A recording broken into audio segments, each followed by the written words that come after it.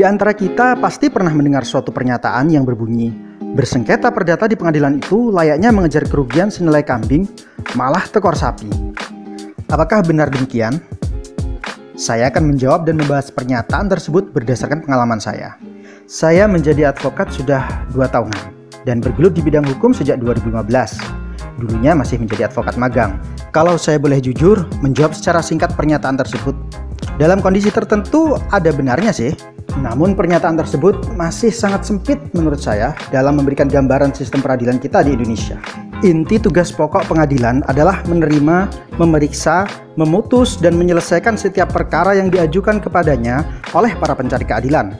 Hal ini sebagaimana yang ditentukan di dalam Undang-Undang Nomor 8 Tahun 2004, Junto Undang-Undang Nomor 49 Tahun 2009 tentang Peradilan Umum. Secara sederhana, pengadilan ini adalah salah satu upaya pencari keadilan untuk mendapatkan keadilan. Sedangkan selain pengadilan, masih banyak cara-cara lain dari para pencari keadilan untuk mendapatkan suatu keadilan. Ada namanya mekanisme badan penyelesaian sengketa alternatif.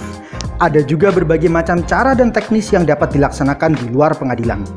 Umumnya pengadilan itu menjadi upaya terakhir, atau mentok lah kalau bahasa Jawanya. Berbicara tentang pernyataan kontroversial di atas, sama saja kita berbicara tentang besaran biaya yang harus kita keluarkan dalam pelaksanaan penyelesaian sengketa di pengadilan. Dalam pembahasan ini, kita hanya membatasi biaya-biaya yang bisa keluar dalam penyelesaian sengketa selama persidangan pengadilan. Jadi kita tidak menghitung biaya-biaya yang kita keluarkan di luar sistem pengadilan atau non-litigasi. Secara garis besar, biaya yang kita keluarkan dalam penyelesaian sengketa peradilan itu dapat dibagi menjadi 2 pokok biaya. 1. Pertama, biaya perkara resmi pengadilan. 2. Operasional di luar biaya resmi pengadilan.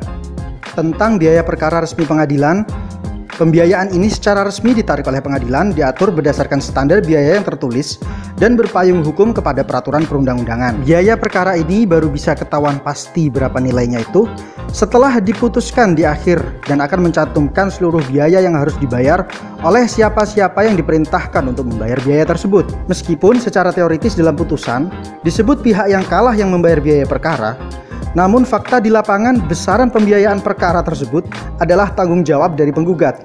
Penggugat sebelum memulai beracara, bersamaan dengan mendaftarkan perkaranya, dia wajib membayar sejumlah uang panjar, biaya perkara, yang kemudian akan dipotong secara berangsur-angsur sebagai operasional dari pengadilan dalam menyelenggarakan penyelesaian sengketa dari kasus yang sedang ditangani. Biaya perkara ini terdiri dari banyak sekali pos-pos anggaran, namun yang akan menjadi pos anggaran terbesar jika kita berbicara untuk proses persidangan, variabel yang menentukan besar kecilnya biaya yang kita keluarkan adalah biaya relas panggilan yang nilainya dihitung berdasarkan radius dan dikalikan kepada beberapa orang yang terlibat atau yang hendak dipanggil sebagai pihak dalam persidangan. Kalau di Kabupaten Banyuwangi sendiri, biaya relas panggilan itu bisa berkisar mulai Rp75.000, ada yang Rp100.000, ada yang Rp125.000, hingga ada radius khusus Rp150.000, semua tergantung dari jarak radius yang akan ditempuh. Semua itu dapat kita lihat rinciannya dan dapat kita tanyakan kepada pengadilan.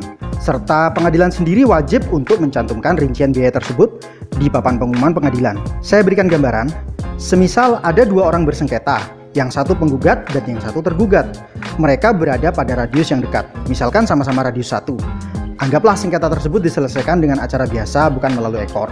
Maka perhitungan panjar perkaranya, biaya relas radius 1 sebesar Rp75.000 dikalikan 5 kali, terdiri dari panggilan penggugat 2 kali dan tergugat 3 kali, totalnya Rp375.000. Kemudian biaya panggilan mediasi penggugat dan tergugat, masing-masing Rp75.000, total jadi Rp150.000. Biaya penyampaian salinan putusan penggugat dan tergugat masing-masing Rp75.000, total Rp150.000. Ini kemudian akan ditambahkan juga dengan biaya kepanitraan dan biaya proses ATK seperti materai, surat-surat, dan lain sebagainya, yang kalau kita anggarkan sekitar Rp100.000.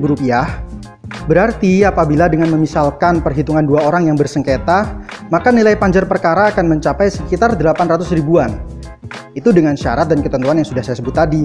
Sedangkan pada pelaksanaannya, perkara tersebut bisa selesai sebelum semua panjar perkara itu dikeluarkan, atau malah waktu sidang yang berkepanjangan dapat membebani panjar perkara, sehingga kita harus menambahkan biaya perkara tersebut. Nah, jika kita berkaca dari kasus ini, sebenarnya biaya faktual bersengketa dengan syarat dan ketentuan tadi bisa dibilang tidak mencapai harga seekor sapi, tapi malah bahkan lebih murah dari harga seekor kambing. Sedangkan pos-pos pembiayaan yang lainnya seperti upaya hukum banding, kasasi, SPK atau pemeriksaan setempat, sita jaminan, dan atau eksekusi, kesemuanya itu opsional dan situasional. Pos-pos anggaran tersebut memiliki perhitungannya tersendiri.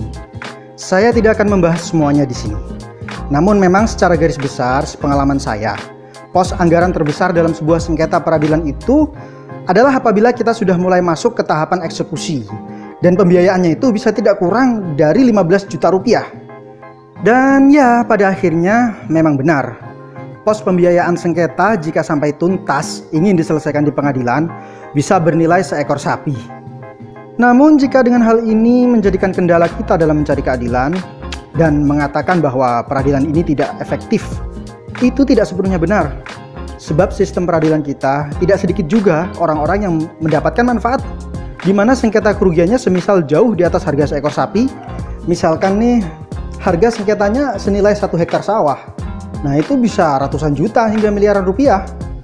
Dalam hal ini justru penyelesaian sengketa melalui pengadilan sering digunakan dan secara efektif dapat menjadi satu solusi di masyarakat. Ditambahkan lagi, saat ini sudah mulai ada mekanisme atau kebijakan yang diterapkan oleh Mahkamah Agung yang menurut saya adalah kebijakan revolusioner.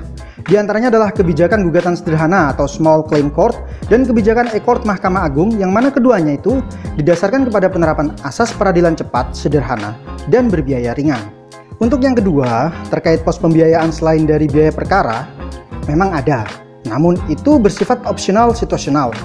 Contohnya apabila Anda menggunakan jasa hukum dari seorang advokat, yang mana Anda biasanya akan membayar sejumlah honorarium dan juga membayar operasional persidangan. Misal apabila persidangan tersebut dilakukan di luar kota.